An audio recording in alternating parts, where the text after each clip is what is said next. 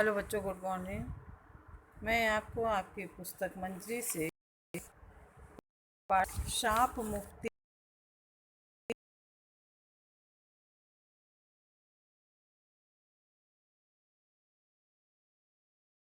पढ़। रमेश उपाध्याय जी हिंदी आधुनिक हिंदी कहानीकारों में से उनका नाम विशेष उल्लेखनीय है।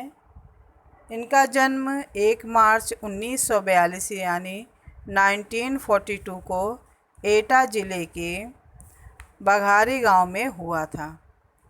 इन्होंने पहले साप्ताहिक हिंदुस्तान तथा नवनीत में उपसंपादक का कार्य किया।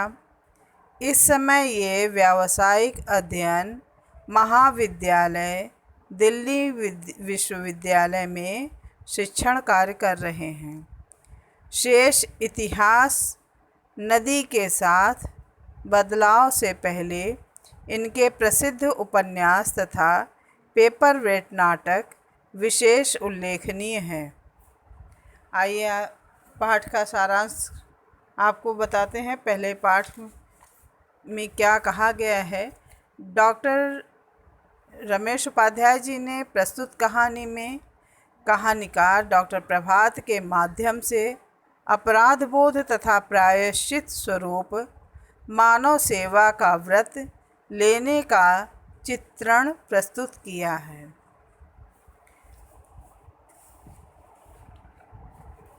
आइए पाठ का सार बताते हैं, फिर आप इस पाठ को अच्छे से पढ़ लीजिएगा।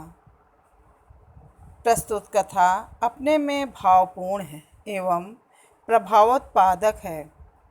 इसमें 2 बाल मित्रों की कहानी है। एक मित्र प्रसिद्ध नेत्र चिकित्सक है तथा दूसरा अपनी दादी माँ को चिकित्सा हेतु उससे 35 वर्ष बाद मिलता है। 35 मीन्स बच्चों 35 ईयर्स। दोनों आपस में एक दूसरे की जानकारी लेते हैं तो पता चलता है कि दोनों इलाहाबाद में एक साथ पढ़े लिखे खेले हुए मित्र हैं। दोनों बचपन के दादी माँ की जांच के बाद प्रभात दवा दे कर एक सप्ताह आँखों का ऑपरेशन के लिए बुलाता है तो दादी माँ काफ़ी उत्साहित हो जाती हैं, परंतु परिचय के बाद दादी माँ को देखकर डॉक्टर गंभीर हो जाता है और दादी माँ भी उससे नाराज़ हो जाती हैं। डॉक्टर प्रभात ने बचपन में जिज्ञासावश कुत्तों के पिल्ले की आँखों में आँख का दूध डालकर तीनों पिल्लों की आँख फोड़ दी थी। दादी ने जानने पर उन्हें शाप दिया था कि उसकी भी आँख फूट जाएगी। अतः घृणावश दादी ने उससे इलाज न कराने का निर्णय किया, परंतु डॉक्टर प्रभात स्वयं आए और दादी माँ से कहा कि दादी माँ, मैंने बचपन में जो पाप किया था उसे भूला नहीं हूँ और न ही आपके शाप को भूला हूँ।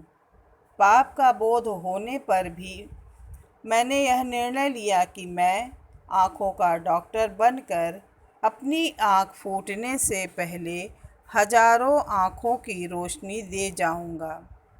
उनमें से 2 आँखें अपनी भी होंगी। दादी डॉक्टर प्रभात के व्यवहार से इतनी प्रभावित हुई कि उसे अपने से गले लगाकर शाप से मुक्त करके कहा, बबुआ, तेरा बाल सखा आया है, इसकी खातिरदारी करो। इस प्रकार शाप मुक्ति होती है। बच्चों, ये थी शाप मुक्ति पाठ का सार। इसमें उपाध्याय जी ने, जो एक कथाकार हैं, नाटक के माध्यम से इन्होंने लोगों को सीख दिया है। और प्रस्तुत कथा में शाप मुक्ति के कथ्य को सम्मान करने में समर्थ है और सक्षम भी हुए हैं। आइए अब इस पाठ का शब्दार्थ बताते हैं। नेत्र चिकित्सक मीन्स आँख का डॉक्टर, लुप्त मीन्स गायब, स्मृति मीन्स याद, सहसा मीन्स एकाएक या अचानक, आँख मीन्स मदार, अक्सर मीन्स प्रायः, विस्मयकारी मीन्स आश्चर्य उत्पन्न करने वाला, कुकृत्य मीन्स बुरा कार्य, जिज्ञासा मीन्स जानने की इच्छा, मासूम मीन्स भोला, अबोध, बाल सखा मीन्स बचपन का मित्र। बच्चों, इसको आपको कर लेना है शब्दार्थ। प्रश्न उत्तर हम आपको नेक्स्ट वीडियो में बताएंगे।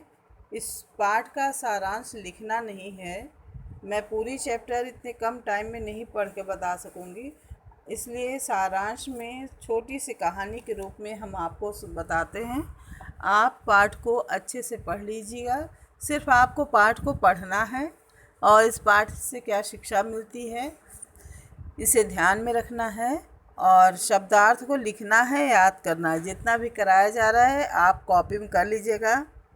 और कुछ बच्चे कॉपी के बारे में पूछ रहे हैं कि कैसी कॉपी बनेगी और 6 में कॉपी नहीं बनाए बच्चों, तो ये सब आपस में साथियों से भी पूछ लिया करिए। साइंस की, ज्योग्राफी की और कंप्यूटर की कॉपी तो बड़ी ही बनती है, बाकी सब छोटी कॉपियाँ हिंदी की ही बनती हैं, मोटी कॉपी बनती है। क्लासमेट की कॉपी बनाइए आप। और भी जो ना समझ में आए पूछ लीजिएगा। धन्यवाद।